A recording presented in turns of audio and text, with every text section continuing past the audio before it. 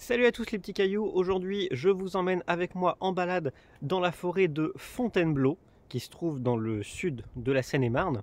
La forêt de Fontainebleau c'est, donc comme vous pouvez le voir derrière moi, près de 25 000 hectares d'espace boisé. Mais en soi c'est pas vraiment ce qui va nous intéresser le plus aujourd'hui. Je vous emmène ici parce que dans cette forêt de Fontainebleau on va trouver des sables. Des sables qui sont d'un blanc si pur et si intense qu'on se croirait presque sur une plage des Caraïbes. Donc ce que je vous propose, c'est qu'on parte ensemble en balade et je vais vous raconter au passage l'histoire de ces sables qu'on dit de Fontainebleau. A tout de suite après le générique.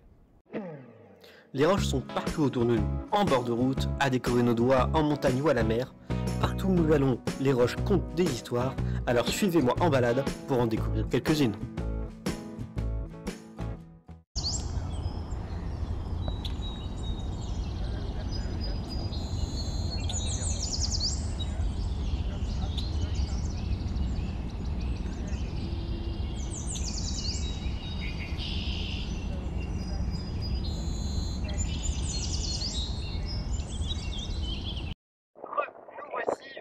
Sables de cul de chien dans la forêt de Fontainebleau que vous pouvez voir derrière moi.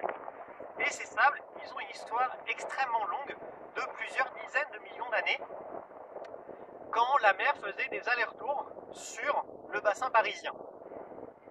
Cette dernière incursion, elle a eu lieu il y a environ 33 millions d'années et a créé un paysage très similaire à la baie du Mont-Saint-Michel, mais en 100 fois plus grand, avec de grandes étendues d'eau et énormément de dépôts de sable.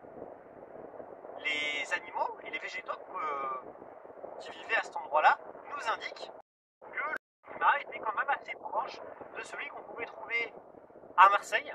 Il y a environ 28 millions d'années, le sol au nord du bassin a commencé à se soulever tout doucement, en chassant l'eau du nord vers le sud, emportant avec elle quelques particules et créant des formations que je vais vous présenter tout à l'heure au prochain arrêt.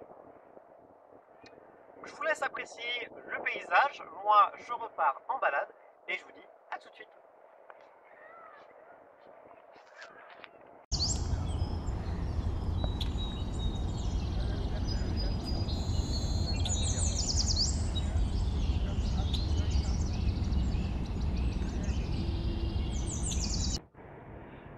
Nous voici donc à Noisy-sur-École, à proximité du parking Roche au Sabot.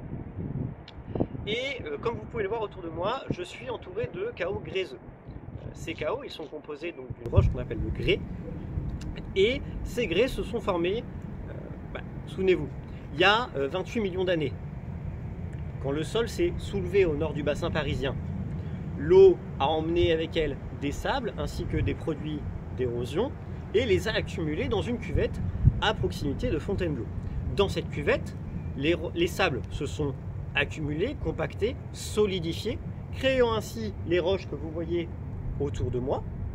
Et au fur et à mesure des différents millions d'années, l'érosion, par le biais du gel, de l'air, de l'eau, ont agrandi toutes les petites fractures qui pouvaient se trouver à l'extérieur comme à l'intérieur de la roche, créant ainsi des trous qui se sont agrandis au fur et à mesure du temps et ont créé ainsi des roches telles que vous pouvez les voir autour de moi, qui semblent tomber de nulle part ou qui sont presque complètement isolées du reste. Et ces roches, en fait, elles sont propices aux promenades, à l'escalade, éventuellement aussi à des activités artistiques parfois. Donc moi je vous recommande de venir ici pour ne serait-ce que les admirer et vous balader entre les rochers, c'est une activité qui est très sympa. Bon.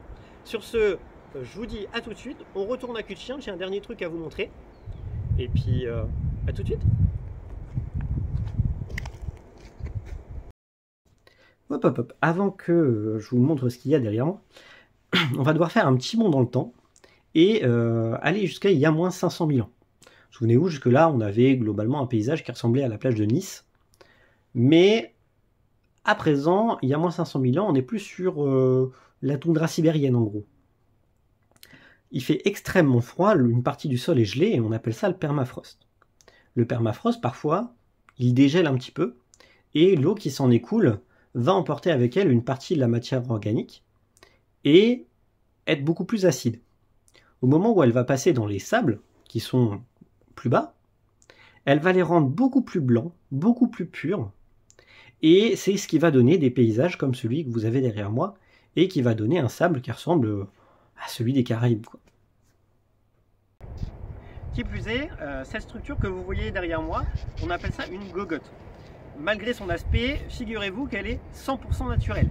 Elle est composée de grains de sable qui se sont solidifiés, consolidés ensemble grâce à l'eau, et les sculptures finalement sont dues aux différents courants d'eau qui sont passés, qui ont agrandi certaines fractures et ont formé ces structures qui sont extrêmement rares et qui peuvent se vendre selon leur pureté, selon leur blancheur, selon leur taille, jusqu'à plusieurs dizaines de milliers d'euros.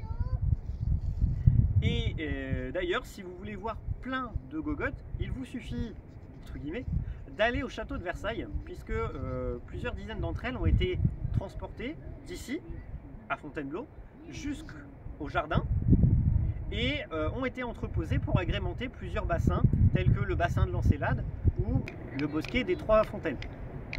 Donc, je vous invite à aller voir là-bas si vous le souhaitez, en plus de venir ici pour les voir dans leur milieu naturel.